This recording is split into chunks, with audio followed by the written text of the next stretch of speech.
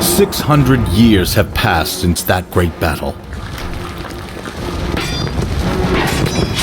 General Marcus came to fight against Farak the demon.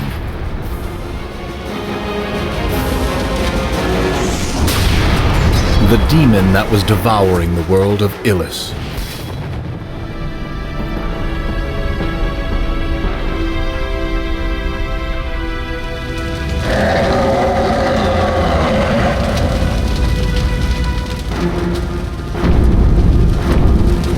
With a sword forged by men, dwarves, and elves, he cut the demon's soul from his body.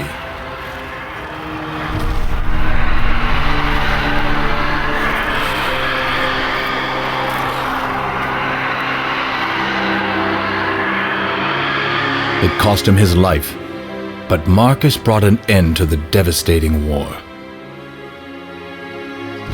But the flame of war never truly fades.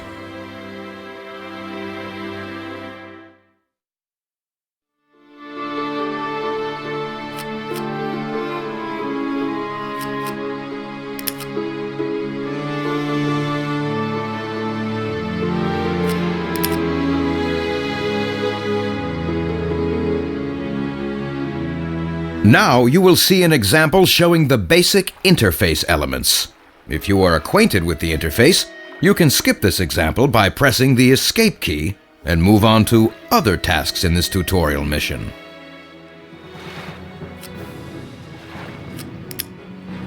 The game field is divided into hexagonal cells. Only one ground-based unit can occupy a cell at a time, or one ground-based and one flying unit. Holding the right mouse button will allow you to rotate the camera to select a convenient view. By moving the cursor toward the margins of the screen, you will be able to scroll the map. The same can be done using the arrow keys on the keyboard or WASD keys. Holding down both mouse buttons at the same time allows you to move the game map under the camera. Rolling the scroll wheel allows you to zoom in on the surface or zoom out to get a view from higher up. If the camera is zoomed in on a unit, you will see all the figures in the unit. If the camera is zoomed out, the game will return to the big figure view. The End Turn button is located in the top right corner. After your units have carried out all orders, this button ends your turn. Messages appear in the upper part of the screen. They contain important information about the mission progress, and this panel displays the list of your army units. Here, you can select different units and trace the orders that have been accomplished by a unit. During one turn, a unit can move and attack. A green marker indicates the ability to move, while a red marker indicates the ability to attack. A dimmed marker means the action has either been accomplished or is not available. Here, you can also switch to the Reserve panel. The Reserve contains the units that have not been placed on the map. They can be deployed in special zones near friendly towns. You can return to the game by switching back to the Army panel. You can also toggle between the units on the map by means of these special arrows. The arrows allow you to switch forward and backward in the list of armies, or skip a unit and not return to it during the turn. The selected unit is displayed on the bottom left panel.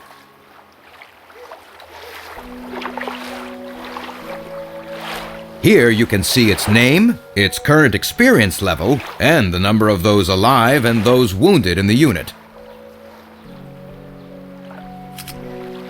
Similar information for the unit under the cursor is displayed on the bottom right panel. It is worth checking this panel before attacking an enemy.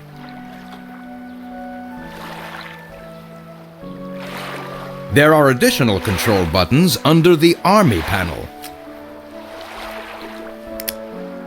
This button allows you to turn the grid on and off. The grid will help you to analyze your position on the map. This button allows you to switch between banner modes. Banners appearing above a unit suggest the side it belongs to and show whether the unit is able to move, attack, or cover its neighbor. Banners can be shown for all the units, for just the units under the cursor, or they can be switched off completely.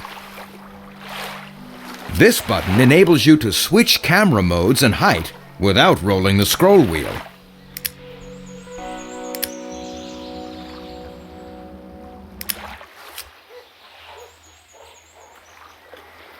This button displays an outlined map of your mission. If the map is large, you will need to use this option. This button will allow you to see the mission list. Here you can find out which quests have failed and which quests have been successful. Victory ratings for this level are displayed here too. Looking through the quest list in tutorial missions, you will be able to reread explanations and tips. You can get detailed information about the interface during training missions and in the user manual. Welcome to the first tutorial mission. Here, you will learn to deploy troops and make units move and attack. You will be shown an example of If you don't understand the example, in order to place a unit on the map, just left-click one of the yellow cells. Do the same for other units. The dark part of the map is the Fog of War. It hides enemy units. Have you noticed that as your units appear on the map, the Fog of War clears? The clear part of the map is the area currently visible to your troops. After deploying the troops, press the End Deployment button to launch a mission.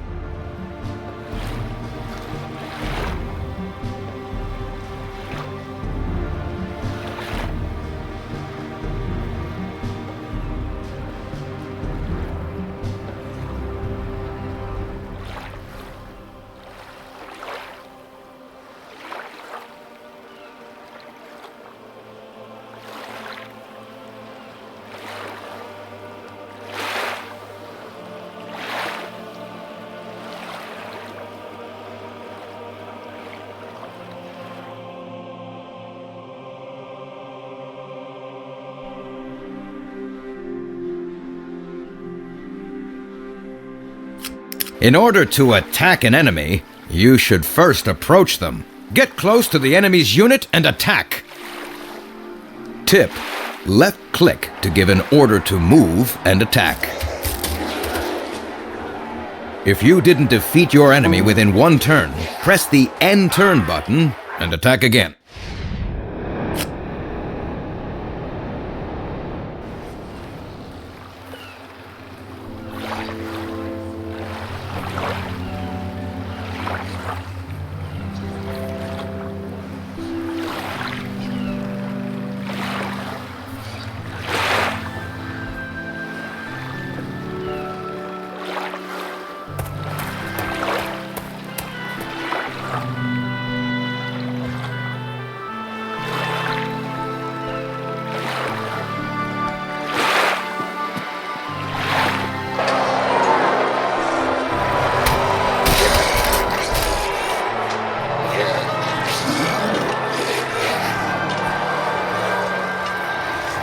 Perfect. The enemy has been defeated. We will now move on. When archers appear on the battlefield, attack the enemy with them. Remember that archers are able to shoot from a distance. Use this ability to kill the enemy without getting too close.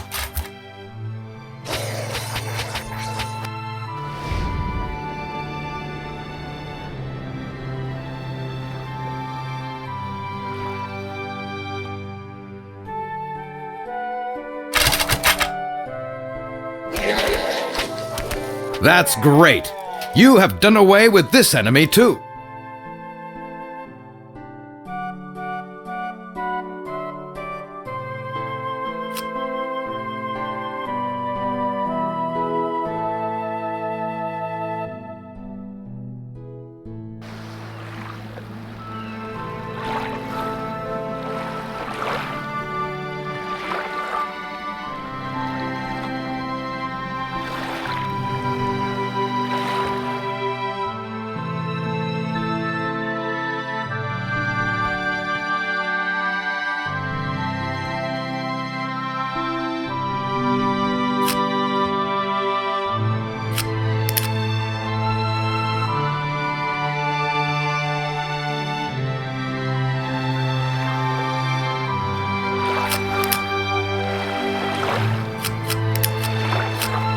An eagle has joined your army.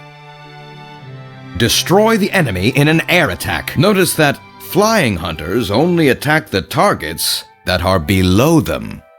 Tip: when controlling the eagle, hold down the shift key, switching the control to the air level.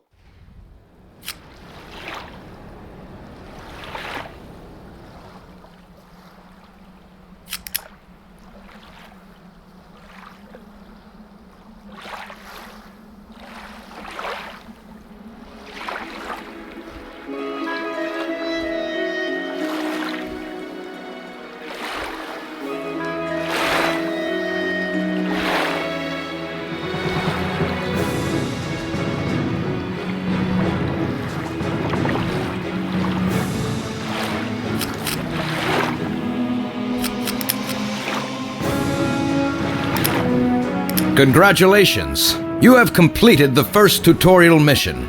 It is time to move on to harder tasks.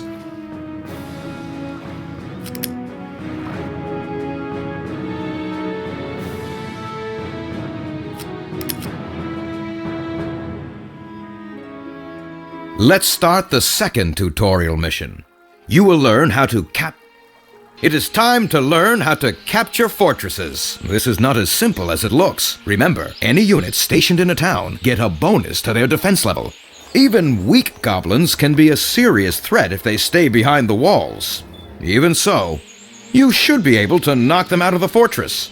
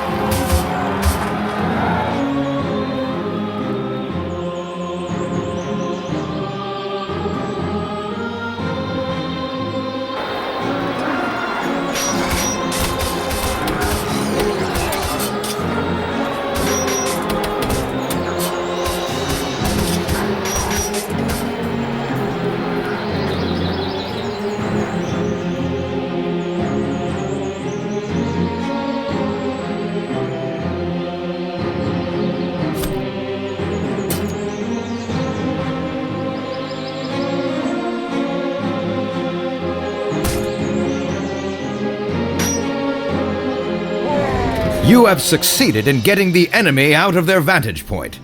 Now, since the town is empty, you have captured the town. We are only training now. In a war,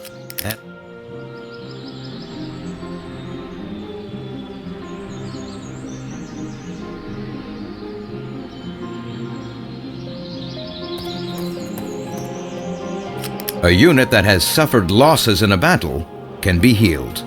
To do so, you should select a unit with wounded warriors and press the rest button. If there is no enemy nearby, all the wounded in the unit will recover. The more enemies nearby, the fewer wounded warriors will return to the ranks. If a unit is near a friendly town, you will be able to hire new recruits to replace the warriors killed in battle. However, you must have enough money to pay for them. Notice that recruits will decrease the total experience level of a unit. You have seen how to heal the wounded and hire. Press the end turn button.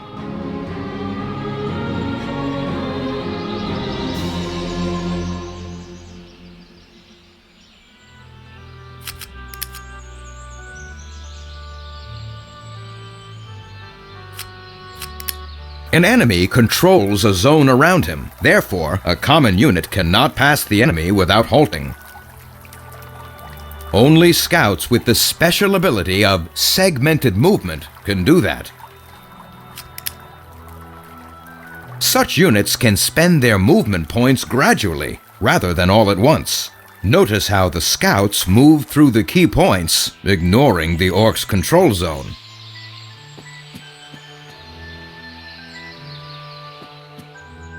You have seen how to use segmented movement. You can repeat what you have seen if you want to.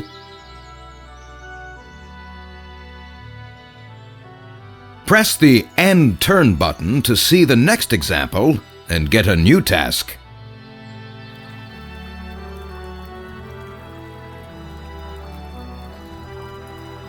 As your units fight and accomplish special missions, they accumulate experience. This experience is used to raise a unit's level. A special icon appears above the unit that has accumulated sufficient experience. The unit's combat characteristics increase automatically. The Select New Abilities button becomes available. By selecting perks, you can additionally improve your unit's skills and fine-tune it to accomplish certain combat missions.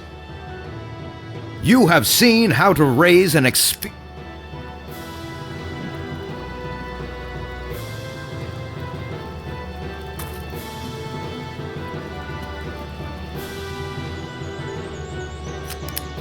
Heavy Cavalry is a mighty strike unit. Their ramming ability makes them very dangerous for poorly protected units.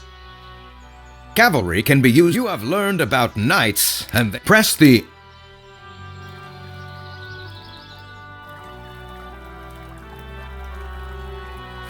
Notice the goblin archers are standing near orcs. You have seen how the enemy used. Press the End Turn.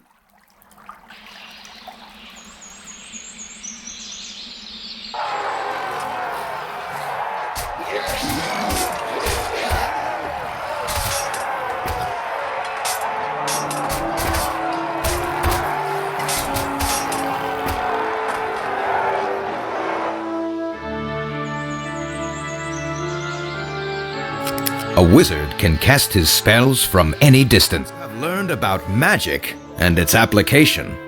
You can repeat what you press the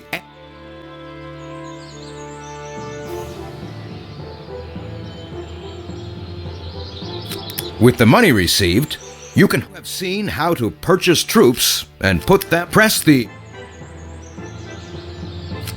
After a mission has been successfully accomplished, congratulations. You have success. We wish you success.